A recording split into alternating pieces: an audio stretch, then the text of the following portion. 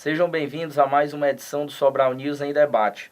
O nosso programa é uma produção da Inovação Tecnológica das Faculdades INTA, o INTEC, e as nossas edições podem ser conferidas no nosso site www.tvinteraja.com.br.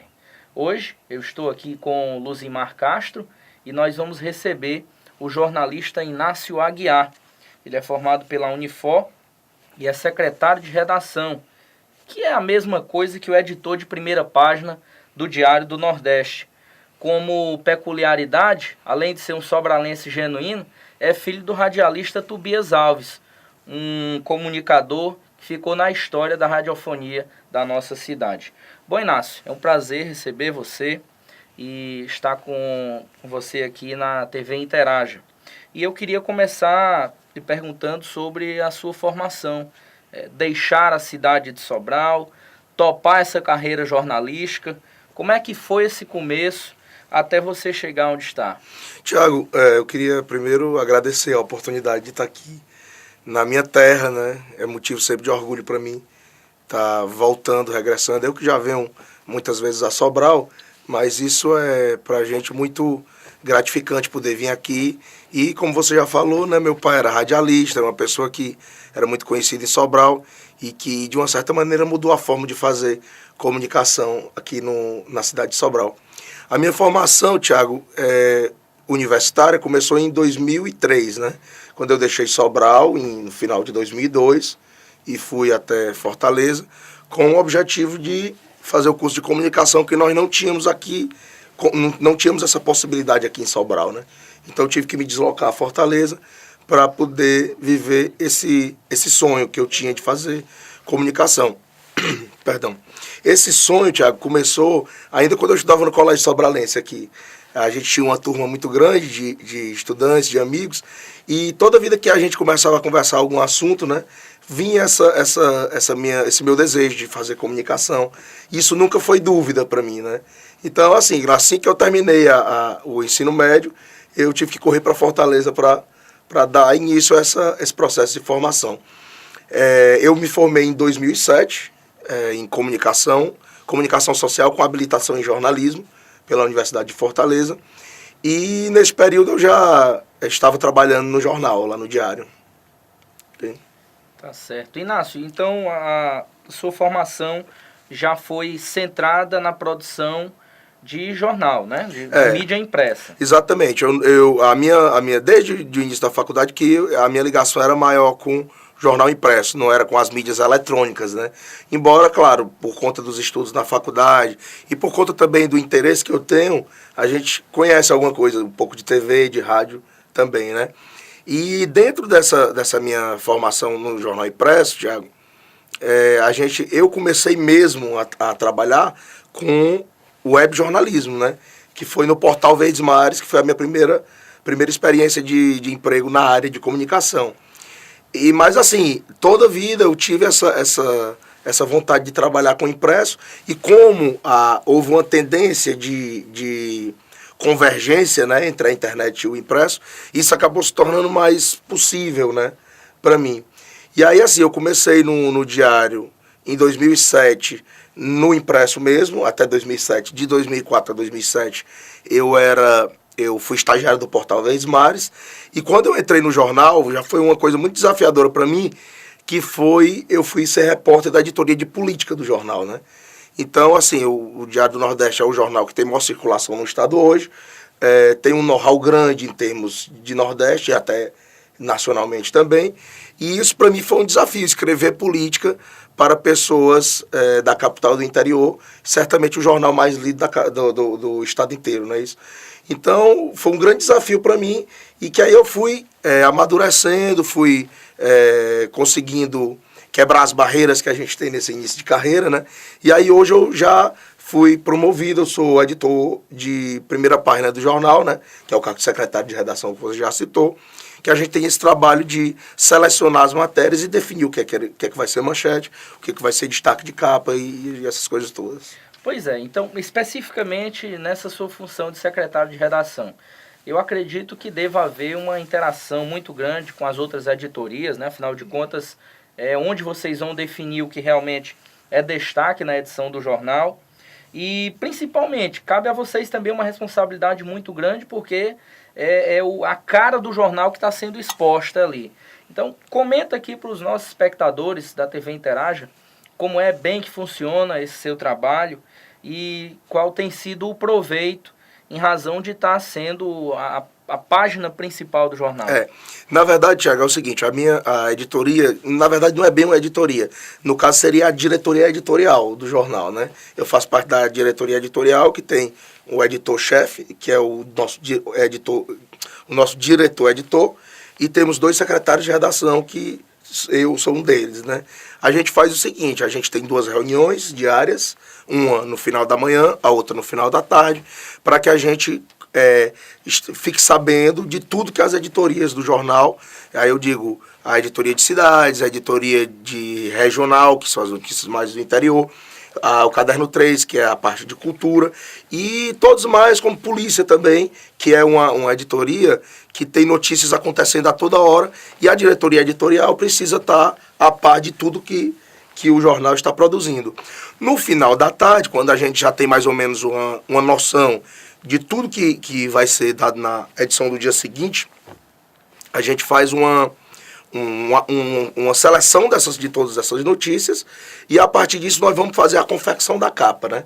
Geralmente a gente escolhe logo como primeira prioridade a manchete do jornal, que é a matéria que nós consideramos como mais importante do dia, né? E aí a gente vai colocando os quadros de esporte, geralmente quando tem algo mais ligado ao futebol, tem também as questões culturais, né, os espetáculos que a gente também dá um certo destaque. E aí a gente vai vendo essas coisas que, na verdade, Thiago, ficam meio fixas, né? Mas, por exemplo, em algumas situações, a gente já chegou, por exemplo, a ter que 9 horas da noite desmanchar tudo que a gente tinha feito, tinha planejado na reunião do fim da tarde, porque aconteceu algo de extraordinário, e aí a gente passa a adequar a velocidade da informação, que hoje é um negócio assim, que a gente pode até também daqui a pouco comentar melhor. A gente teve que mudar toda a nossa edição por conta de algum fato que chegou a acontecer, né? Tá certo. Luzimar Castro. O prazer estar aqui com vocês, ouvindo aqui. E era justamente a pergunta que eu ia fazer. Você acabou de responder, né? Se depois de tudo pronto, de repente, acontecer algo novo e tem que desmanchar tudo que foi feito. Foi isso que você acabou de responder. Pronto, Era a pergunta que estava na ponta da agulha. Mas a gente pode até complementar a sua pergunta e questionar o seguinte, Inácio. Até que momento, até que horas é possível mudar uma capa do jornal? Olha, Thiago, isso aí vai depender muito de acordo com a situação, certo? Vamos falar aqui de um caso totalmente fora dos nossos padrões, certo? Houve um atentado à bomba em Sobral que matou 50 pessoas. Deixa o Bin Laden mesmo lá no... Às 9 da noite, entendeu? Eu digo Sobral, para exemplificar, para mostrar como assim, qual é a nossa prioridade. É o caráter regional, entendeu? É as notícias que são do Ceará, de Fortaleza e do Ceará. Um ataque que mata 50 pessoas, por exemplo, lá no Iraque, pra gente não é notícia, né? É notícia como registro, não é notícia de destaque, né? Pode até ficar lá na página Pode até ficar. de internacional. Pronto, mas não vai ser destaque, certamente, né? Já se fosse Sobral realmente o caso, ou em Fortaleza, o caso seria diferente. Mas a gente vem convivendo com essa situação de ter que modificar com uma certa frequência, sabe? Porque hoje em dia nós temos esse fenômeno das redes sociais, né? Em que as informações elas se espalham com muita rapidez, né?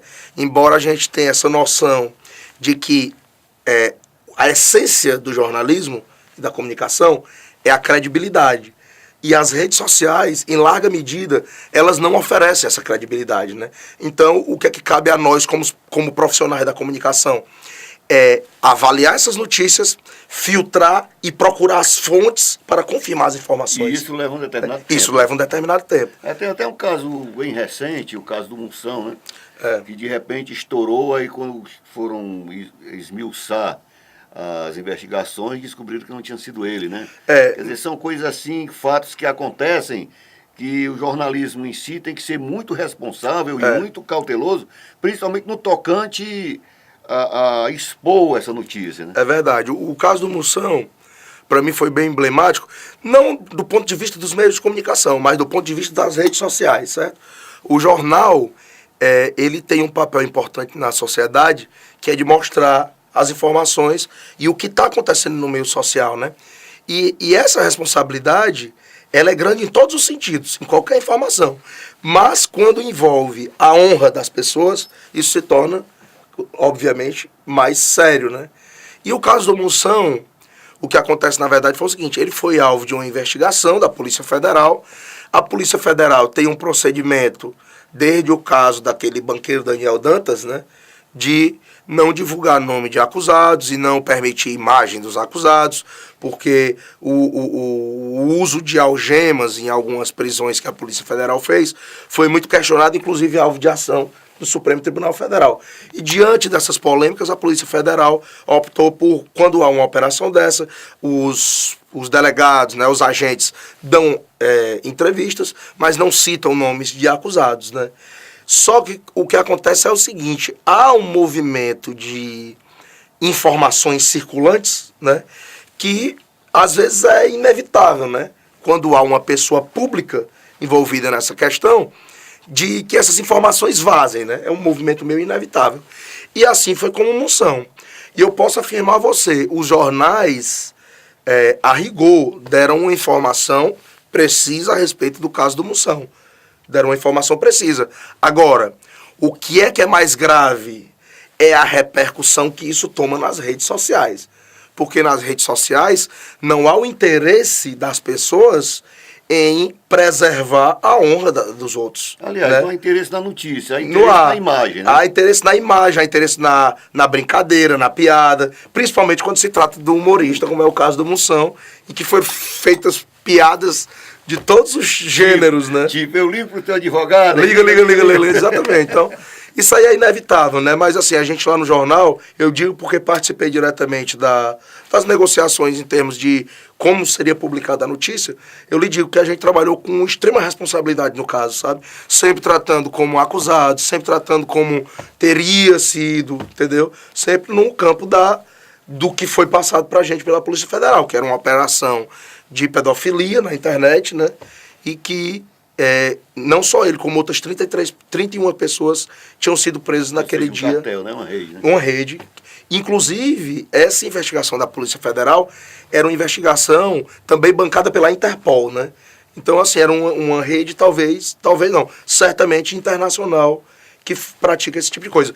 Posteriormente veio a informação de que ele tinha recebido o habeas corpus, tinha sido solto, né? E depois veio essa informação de que teria sido pessoas ligadas a ele, enfim. E nós também temos que ter responsabilidade de dar, de dizer, de informar para a população que o cara foi acusado, mas por um erro, por uma... Mas não deixa de trazer um prejuízo muito grande, né? Porque é aquela história do tiro, depois que sai, né? O primeiro impacto, a primeira notícia, ela tem uma repercussão muito grande. Mesmo que depois a imprensa massifique a inocência, mas ela não tem tanta força como teve aquela do impacto, da primeira ação, né? Na verdade, essa é uma questão até filosófica, né? Porque nós da comunicação, dos grandes veículos de comunicação, nós temos a obrigação de informar, né? E informar corretamente, certo? E quando você diz que o cara é acusado, sem ele estar sendo acusado, e aquilo ali causa realmente um grande prejuízo. Mas você sabe que, por exemplo, nesse caso, já que nós pegamos esse caso, a Polícia Federal, ela tem sido aqui no Brasil bastante responsável nesse aspecto, né?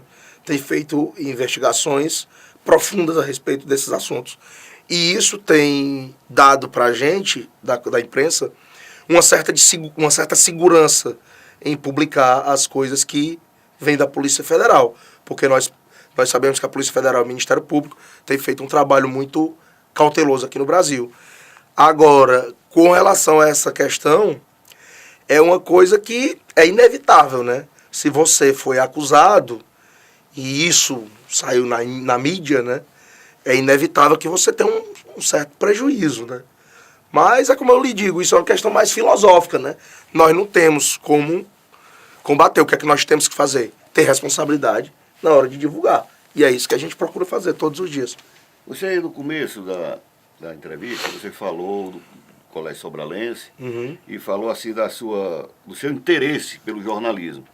Mas lógico que quando a pessoa desperta assim, o interesse por uma determinada coisa, existe um espelho, né? Você de repente viu alguém fazendo, ou se espelhou em alguém e gerou isso. Rapaz, isso aqui se identifica muito comigo. Teve alguém assim que foi uma fonte inspiradora. É uma fonte inspiradora? Veja bem, eu toda a vida, até menininho mesmo, a mamãe me contava, eu não lembro, né? Mas a mamãe contava que o papai ficava fazendo o programa na rádio, né? E eu ficava em casa, dublando, imitando, como se fosse ele, sabe? E aí eu passei também muito tempo na rádio, eu ia pra lá pra rádio, que o papai tinha um programa que era às 4 da tarde, às vezes não dava muito pra eu ir. Mas no da noite, que ele fazia um programa de música romântica, que era às 11 da noite, aí dava, e eu quase sempre dormia na rádio, no colo do papai. Então eu acho que essa relação com o meio de comunicação, né, facilitou muito essa a minha queda para o lado da comunicação. Até porque eu também, Thiago, tenho um estilo pessoal de ser muito extrovertido, né? De gostar de bater papo, de conversar, de ser questionador, né? Também, de interagir, de ser questionador. E eu acho que todas essas coisas que nós estamos comentando aqui são coisas que estão na essência da comunicação, né? E eu acho que isso é mais ou menos por aí o caminho, sabe? Para quem não conhece, olha, o Tobias Alves o Matias Tobias Alves, um dos maiores radialistas que Sobral teve.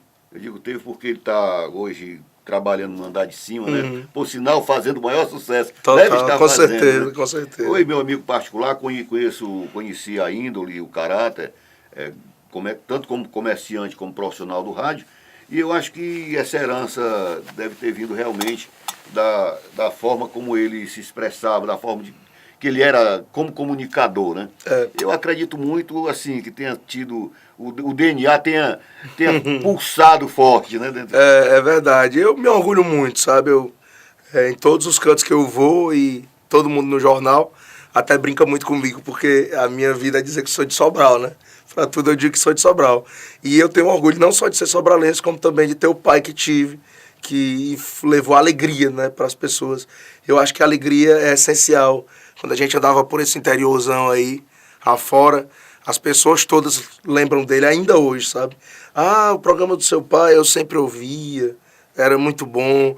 Aí as pessoas falam, olha, hoje em dia o rádio às vezes perde essas pessoas e não consegue recompor. Porque, na verdade, cada uma pessoa é individual, né? Não tem como chegar outra pessoa para substituí-la. Nós temos grandes talentos hoje no rádio, aqui em Sobral e também no Ceará. Mas realmente como meu pai não vai ter, porque cada pessoa... E também porque a dinâmica do rádio, da televisão, do jornal está em cima disso aí, né? Porque cada um tem a sua identidade. E isso é o que faz que o rádio seja gostoso. Seja plural, né? Exatamente. E principalmente o rádio AM. Porque existe uma diferença. Olha, nós estamos na era da internet. Hoje você acessa qualquer estação de rádio pelo mundo através da internet. Mas o rádio AM ainda continua sendo a maior força de comunicação radiofônica. O mais curioso é até que o comunicador do AM, ele parece que consegue uma identificação maior com a comunidade do que mesmo o locutor de FM. A impressão que eu tenho é essa. Há uma reciprocidade da sociedade, da comunidade, com a programação do rádio AM, muito embora o rádio FM hoje esteja bem popularizado, né? E tenha ganhado espaço, principalmente com as mídias digitais. Essas FMs hoje em dia colocam todas elas o seu conteúdo na internet. Tiago, eu queria só comentar, a gente estava falando dessa questão do jornalismo e da rapidez da informação, da circulação disso. Eu queria citar um caso aqui bem emblemático para a gente, que vai ser interessante para os espectadores. Foi no caso da greve da Polícia Militar que nós tivemos aqui no início do ano. Aquele foi um momento histórico para o estado do Ceará, porque, como poucas vezes, a sensação de insegurança foi tão absurda. Talvez na história do estado não tenha tido uma sensação de insegurança tão absurda como nós tivemos nessa greve. E lá na redação do Diário, nós tivemos um trabalho assim fenomenal, sabe?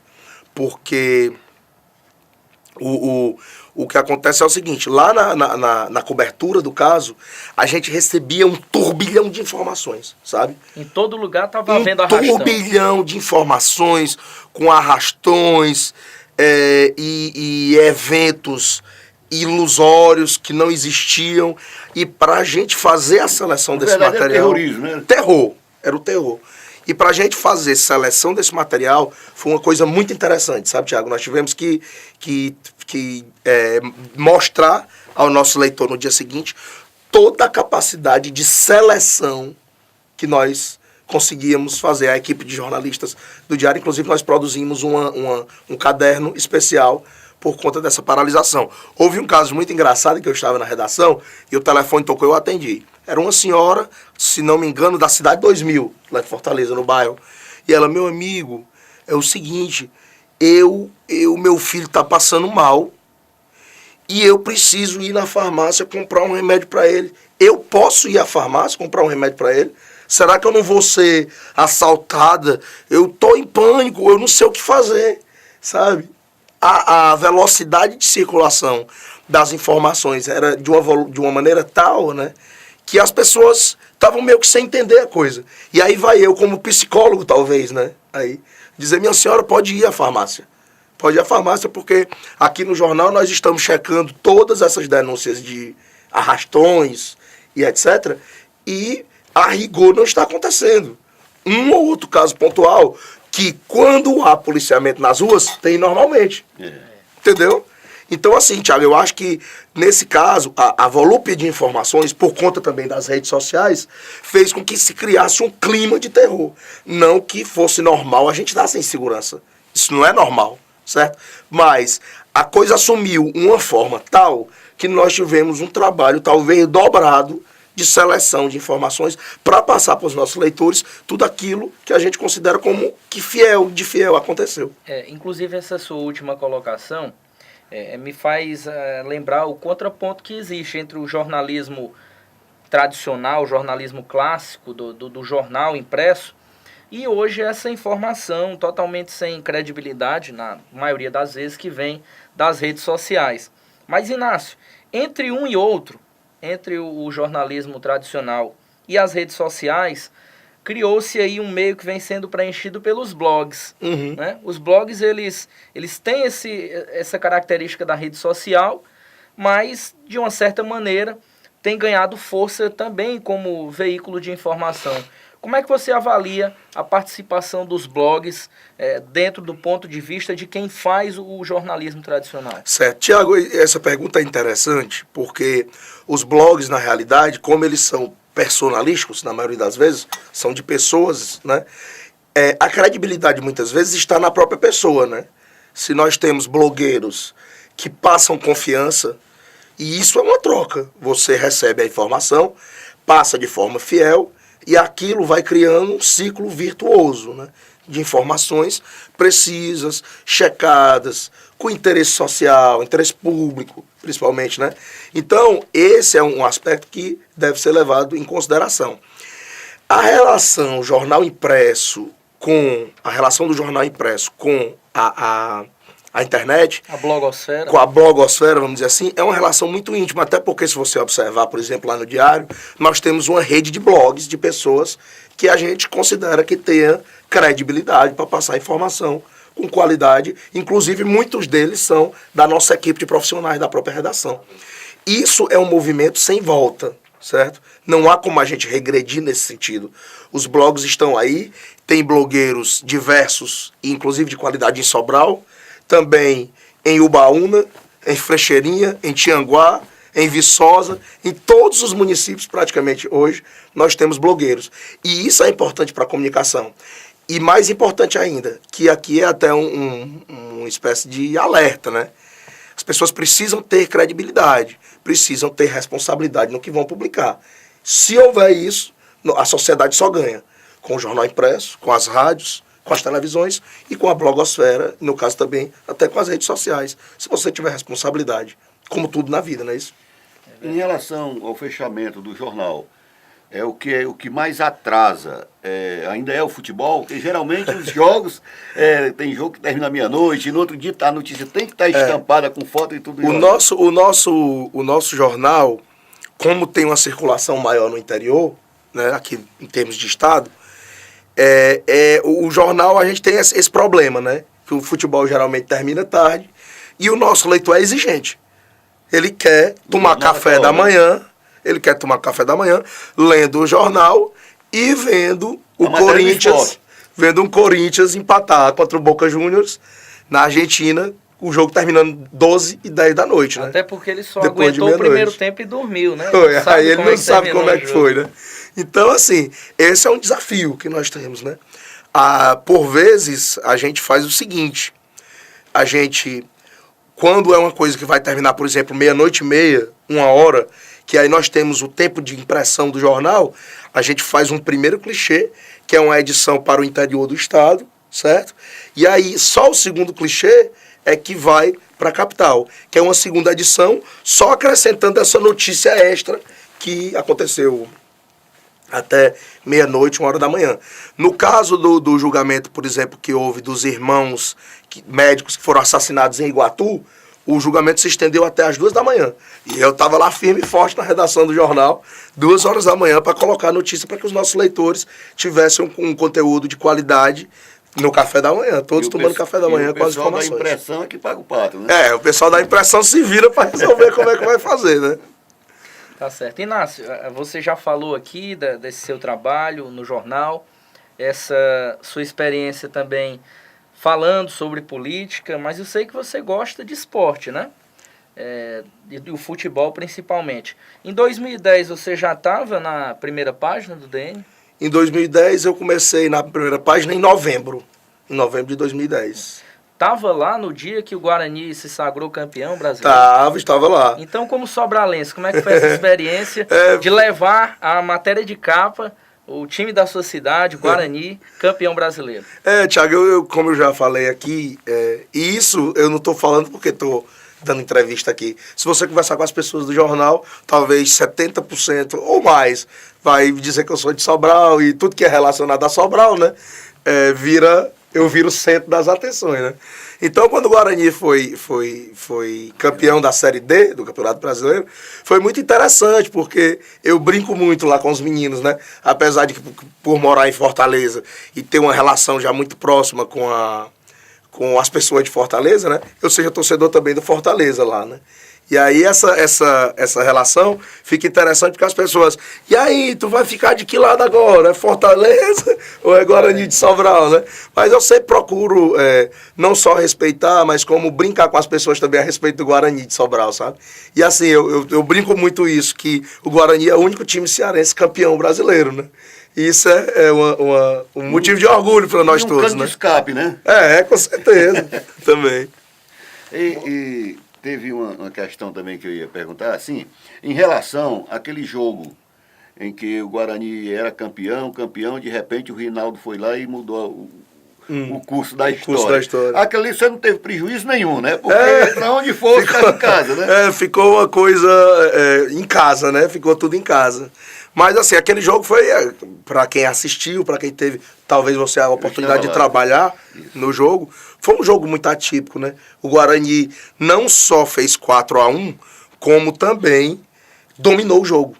O Guarani dominou o jogo. Até meados do segundo tempo, o Guarani de Sobral dominou o jogo e botou... Pra você ter uma ideia, em torno de 30%, talvez até mais, de torcedores do Fortaleza, naquele momento, haviam saído já, estádio, né? Verdade. Quando de repente... pé da vida, depois que quebraram rádio, quebraram tudo, os rádios com raiva, que chegaram, como é que foi? Não, Fortaleza foi campeão. Como é que pode, né? É verdade. Caso atípico, né? Pois mas é um caso atípico e, de uma certa maneira, esses são episódios assim que fazem o futebol realmente ser fantástico, como né? Coisas que você não imagina que possa acontecer, geralmente acontecem, né? A lógica existe e, de certa maneira, prevalece, mas o improviso, o inesperado é uma coisa que está muito inerente ao futebol. E isso é que nos apaixona a todos, né? E é um tipo de notícia que ganha respaldo, respaldo, né? e destaque, né? No jornal, né? É a notícia que a do futebol, se não fosse o inacreditável Futebol Clube, né? É verdade. Mas nós estamos chegando aqui à edição, ao final da nossa edição, e eu quero agradecer, Inácio, e dizer que assim como foi quando nós trouxemos aqui a sua colega Alana Alves, também um prazer muito grande tê-lo aqui como sobralense, exercendo esse papel importante de levar a notícia aos leitores do Diário do Nordeste. e que a casa vai ficar de portas abertas para quando você quiser e precisar da inovação tecnológica do INTA, do INTEC, para qualquer necessidade relacionada à nossa cidade. Tiago, eu que agradeço. Eu estou assim, muito feliz mesmo, sabe? Por estar aqui na minha terra, dentro de um estúdio maravilhoso como esse, né? Sabendo que aqui também se faz comunicação em alto nível, né? E eu acho que isso é importante, não só para nós jornalistas, para nós comunicadores, como para a sociedade, né? Quanto mais responsabilidade nós tivermos na divulgação dos fatos, né, e levar a informação com precisão para a sociedade vai sair ganhando. Eu acho que o caminho é esse. O Brasil está crescendo, o Brasil está se desenvolvendo, e quanto mais nós tivermos pessoas capacitadas para poder fazer com que essa máquina que é chamada Brasil funcione, será melhor. Queria agradecer, dizer que nós também estamos nas redes sociais, no Twitter, @InácioAguiar, e no Facebook, Inácio Aguiar, também no perfil. É só adicionar que a gente vai, se quiserem, a gente pode trocar uma ideia mais aprofundada sobre alguns assuntos que sempre ficam faltando, né? Nunca dá pra gente abordar tudo. Queria agradecer a vocês. Ok, Luzimar, muito obrigado pela sua participação. Não, prazer. Sempre que a gente tem assim, visitas importantes, é sempre bom a gente estar perto, até para aprender um pouco também, né? Porque a vida é essa dinâmica, né? A gente passa e recebe informações o tempo todo. Um prazer e sempre à disposição. Bom, chegamos ao fim de mais uma edição. Lembrando a você que os nossos programas, eles também estão disponíveis no nosso canal exclusivo no YouTube. Acesse e digite TV Interaja. Lá você verá todos os nossos programas desde o início até agora. E eu estou me despedindo do programa, pelo menos da apresentação diária. A partir de hoje, o Sobral News em Debate vai adotar uma nova temática, uma nova postura, mas você não vai ficar sem informação. Continue acessando a nossa TV Interaja e ajudando a fazer a nossa programação. E a todos, o meu carinho, beijo no coração, e vamos continuar sempre com esse compromisso de trazer para você a melhor informação. Um abraço, tchau!